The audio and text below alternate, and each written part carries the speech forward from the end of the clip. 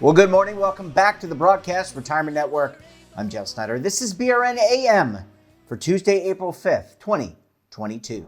And our top story today, Secure 2.0 passes the House of Representatives. What's next? Well, joining me now to discuss this and a lot more, David Levine and Kevin Walsh are both principals with Groom Law Group, an employee benefits law firm based in Washington, D.C. Gentlemen, thanks so much for joining us on the program again this morning. Jeff, it's great to be here as always, and thank you for the time. Absolutely. And Kevin, let me come to you because we actually spoke a little bit about this on the podcast on Sunday. Big news. Secure 2.0 passes the House of Representatives almost unanimously. Give us your reaction, your take on this. So, Jeff, it's really exciting that Secure 2.0 passed the House last week. It passed with broad bipartisan support. I believe it was 414-4 in favor of passing the legislation. What's nice about this is that we talked in 2017, 18, and 19 about how rare it is for retirement legislation to have real momentum. And looking at Secure 2.0, it seems that there's a fair amount of momentum. And having gotten through one chamber, if it can get through the Senate as well, there's a real chance it can become law later this year. Well, that's a good sign. We'll talk about passage in a little bit. David, I want to come to you because one of the key provisions, we're going to go through about 3 or 4 of them, the expansion of automatic enrollment. That's a big deal. It's almost compulsory here. You're absolutely right, Jeff. It basically is, with some carve-outs here and there, designed to basically say, in order to be a valid 401k, in other words, in English, qualified, so meet the IRS rules, you will have to put in, for new plans, automatic enrollment. So people have to be automatically enrolled at potentially 3% or more, and it's designed to facilitate savings. I will say I think that is a big change, but if you look at the vast majority of large plans and increasingly a lot of smaller plans and especially pooled employer plans and MEPs, you see a lot of people already doing automatic enrollment. So I think it will help move the dial in some ways on newer plans, but I think in a lot of ways, it's going to sort of affirm the steps that many plan sponsors have already taken to try to get their folks into plans. So I think that's kind of the key takeaway on this at this point. Yeah, and we go back to the PPA. There have been major steps. We look at Secure about expansion. We always talk about expansion of workplace savings. Kevin, I want to come to you because one of the other key features here is an increase in the RMD age. That's the required minimum distribution. That's the date that you were required to begin taking distributions. This is pretty significant. It used to be 70.5. It's been expanded. And this is a really significant change. When we look at the retirement system, there's a real focus on reducing the risk that individuals run out of money. And there's really 2 ways that we can reduce the risk of running out of money. One would be to have higher account balances, which I think we all support. The other is to shorten the period of time where people are required to take distributions or take distributions from their retirement accounts. And in some ways, it signals that folks are working longer. But, prior to Secure 1.0, the age that people took distributions were required to start taking distributions was 70.5. Now it's been moved up to 72. And what Secure 2.0 would do is it would allow retirement savers to, essentially keep their money inside their plan longer. And, this isn't an immediate jump, but over the next 10 years after passage, it would essentially raise the RMD age from 72 to 75, which, on the one hand, it means there's fewer years that they'll be taking money out. And then on the other side, it provides for more years of compounding for retirement savers to have a higher account balance.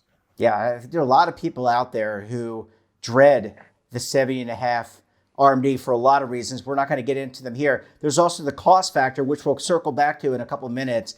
David, let's come back to the age 50 catch-up. I lived through EGTRA, the Economic Growth Tax Reconciliation and Relief Act of 2001, passed by President Bush, signed into law, that established age 50 catch-up. Now we get more enhancements. Absolutely, Jeff. And it's really interesting. And I think it's good to keep in mind because you get lots of studies out there. For instance, DCREC has its 22 DCREC defined contribution study. And when you look at these studies, catch-up contributions are very widely used, and they're adopted very broadly and across many plans. There's very few I know of that don't have them at this point. But at this point, catch-up contributions, there would be some changes. First of all, a key one is that catch-up contributions, you'd have an extra bumped up limit for people who are nearing like that age 65 in those last couple of years to be able to put extra money away to basically enhance their savings, a little goosing at the end, which especially if we have a down market at some point and it's before retirement, it's a way to help people to try to recover as best as possible. Similarly, because of the funding pieces in this, which you alluded to already, Jeff, there are changes about things like catch-ups being made into after-tax Roth-style contributions, and that's another piece that we're going to see as we go forward. Because in the world where we have run up a lot of debt, these bills try to pay for themselves as best as possible. So those are two things to keep in mind. But if for retirement savers, as Kevin said, I think it will be a great opportunity to increase savings. And also, one other note, for IRAs, it will actually index the catch-up limits there as well. So it's enhancing the catch-up rules and taking them to a new step so that retirement savers of all types, whether in a 401k or an IRA, get enhanced savings. Yeah. Kevin, I want to come back to you. Last provision, and I had to leave this one for you, my friend, because it's looking what I would call missing participants. And I know this is a passion of yours, establishing a way for people to find lost assets, 401k assets, pension assets, et cetera. And there's been a lot of talk about how the federal government can help in solving the missing participant problem that American workers and American companies face. Because really our retirement system is only as good as it is at connecting individuals with the benefits that are promised or the benefits that are due. If those benefits don't arrive, then what are we all doing here? But at bottom, what this does is it creates an avenue where the federal government can have essentially a lost and found, where participants can provide updated information, where the government can help those participants connect with their plans that they may have a benefit from. And then, at bottom, connect everybody, plan, participant with their benefit. And hopefully what this does is it signals a bit of a pivot from a world where we're hoping that participants contact their former employers to update their addresses to one where, employers and participants are able to go to a central one-stop shop and connect each other with benefits or with benefit requests. Yeah, really important. Get those email updates. Get those address updates. Got to make sure you have that if you move from job to job. A lot of people are moving along. All right, I got about 30 seconds before we have to go to commercial break.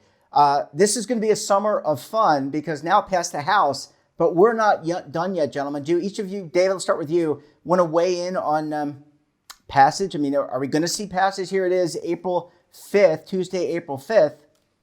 What are the chances? I think it's a pretty high probability, definitely in lawyer speak, more likely than not.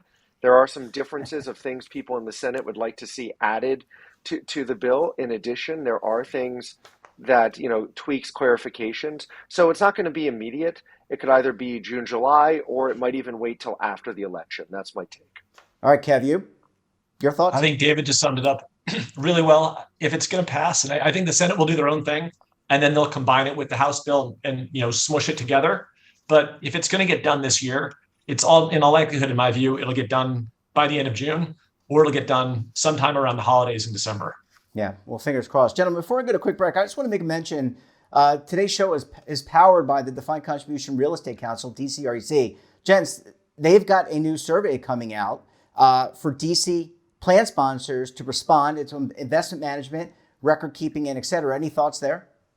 I think it's a great thing. The more research we have in the industry about different structures and understanding what people are doing, whether it's fees or even beyond, and just features, parts of their plans, it's a really great idea. So Jeff, the more research, the better. Yeah, and I'm sorry to interrupt you, David. And people who want to complete the survey should go out to the website. It's probably right below. And Kevin, they've got a thought leadership series coming up as well, so people can check it out. They can subscribe and participate. They do. April 28th in Chicago is the next event in the series. Yeah, Chi-Town. You don't want to miss that. Well, gentlemen, like I said, I've got to take a very quick break. When we come back, The Department of Labor has proposed new regulations. We'll break it down and a lot more. You're going to want to stay tuned right here on BRN AM.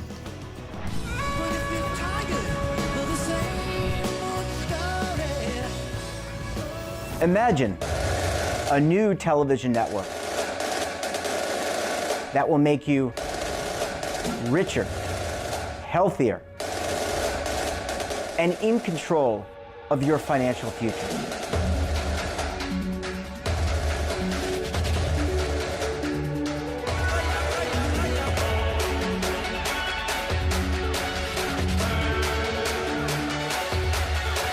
This network is for the policewoman in Nashville, Tennessee, the baker in Dubuque, Iowa, the teacher in Lexington, Kentucky.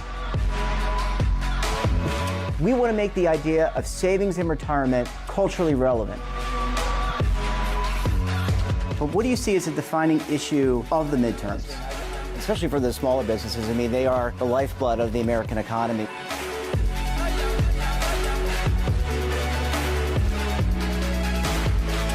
Featuring exclusive interviews, current affairs, and docuseries. 33 years old, you retired early. The philosophy is money only matters if it helps you live a life that you love. But you got to start thinking about retirement as soon as you get in. The Broadcast Retirement Network will drive very high engagement with premium partnerships. So this isn't retirement and savings for your parents or grandparents. This is for all Americans. And we're going to change the way you think about money.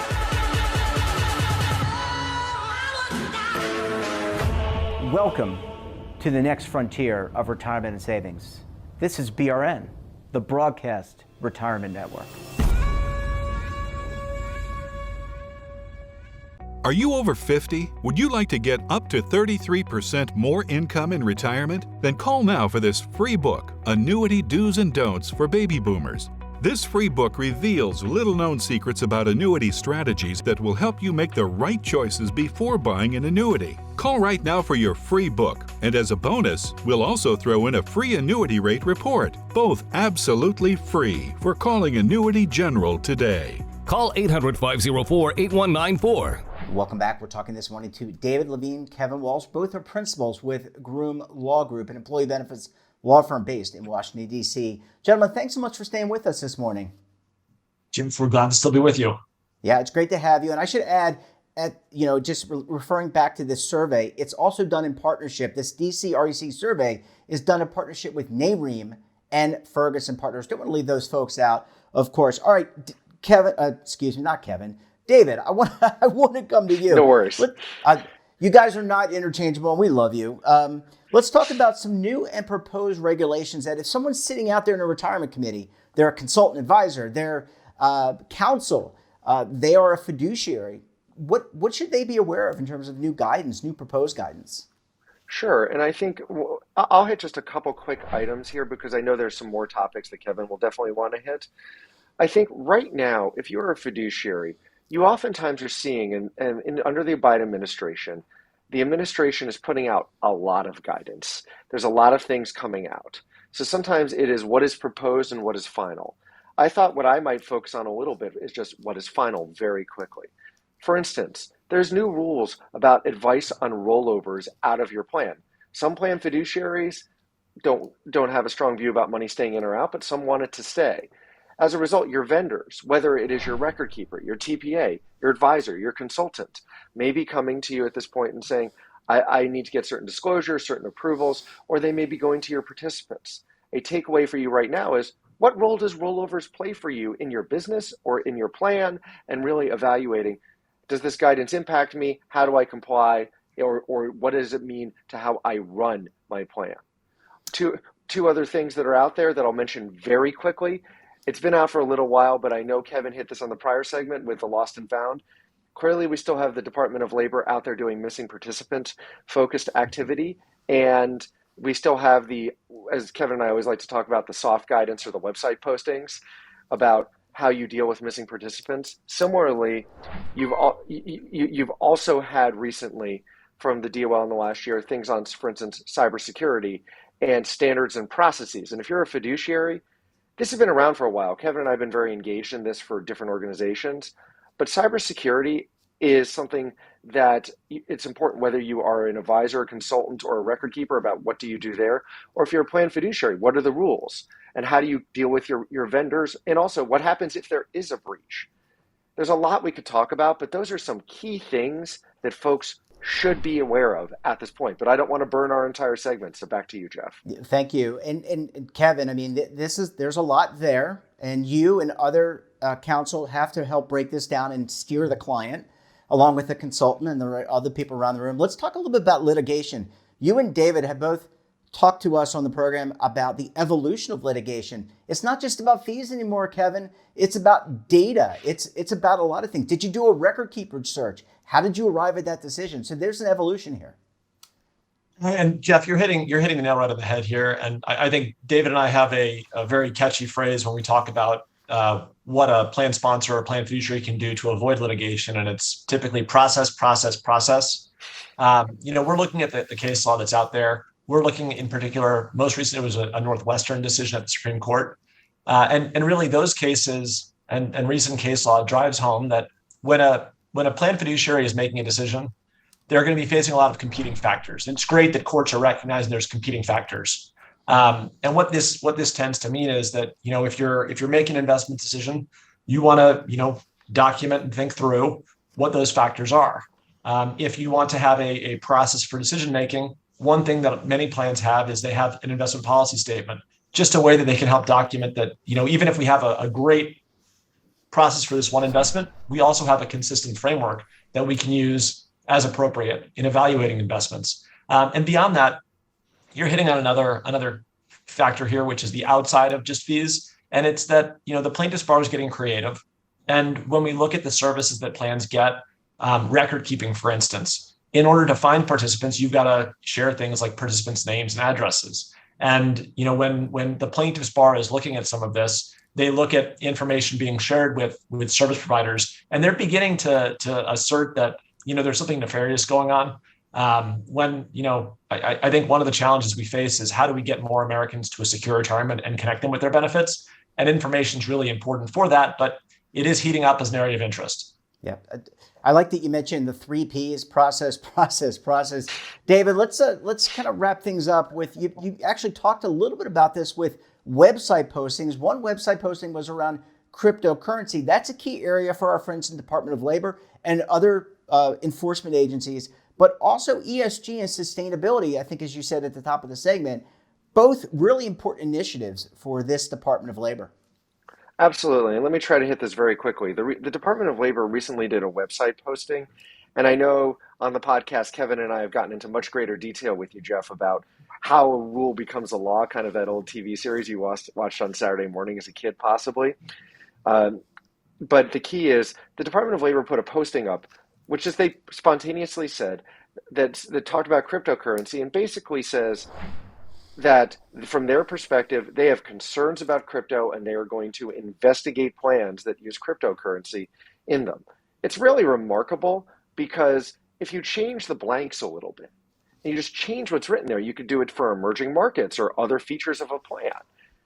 And there is concern in the industry, regardless of whether or not you are a crypto fan, that this type of guidance, and guidance I put in quote, sort of opens the door to swings in interpretation. We thought we saw a lot on environmental, social, and governance types of items, where from the Clinton administration all the way through the Biden administration, we've had yo-yo back and forth. And the Biden administration now is focused on its ESG guidance, which is designed to allow ESG to be used inside defined contribution plans, a change from the Trump administration as a valid concern. Those types of discussions are things that plan sponsors need to watch, and they have to watch out for the whipsaw, because this is something that's out there at this point. I know we're running long on our segment, so I think the simple answer is these are things to watch, and let's see how it evolves. Yeah, I feel like I'm watching a tennis match, back and forth, ping pong, or a ping pong match. Well, gentlemen, I want to thank you so much for joining us, and I also want to remind the audience, don't forget the 2022 DC Survey. You can find that on the Defined Contribution Real Estate Council website, and also the Thought Leadership Series, which begins on April 28th. David Levine, Kevin Walsh, great to see you. Thanks so much for joining us, and thanks for sharing your perspective. Yeah, better data builds better results, so participating in that survey is really helpful.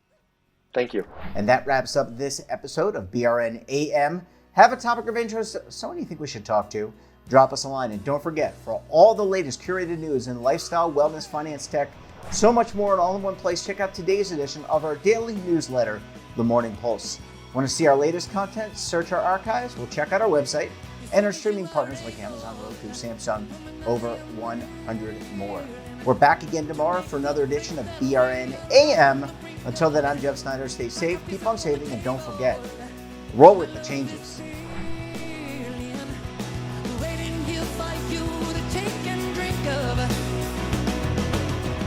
But if you're tired of the same old... Now is your opportunity to co-create content around any topic on the first lifestyle and wellness network. Reach a global audience through our platform and co-own exclusive branded content. All of our programs are available on demand and also as audio-only podcasts, so you can take us on the go. Broadcast Retirement Network, available anytime, anywhere, and on any device. Are you being audited and do you owe the IRS $10,000 or more in back taxes? Is the IRS threatening to take more of your money? Don't fight the IRS alone. The Tax Doctor is here to help you negotiate your tax bill and reduce your stress. The IRS can freeze your assets and seize your bank accounts, but you can stop these IRS actions. The Tax Doctor will work with you using our years of experience to represent your case to help you get the best resolution under the IRS guidelines. Help is here to deal with the IRS to reduce your stress. We've handled thousands of cases, so we know what we're doing. If you owe $10,000 or more in back taxes, do not call the IRS alone. Call a Tax Doctor now for a tax emergency analysis. Call 800-224-6439.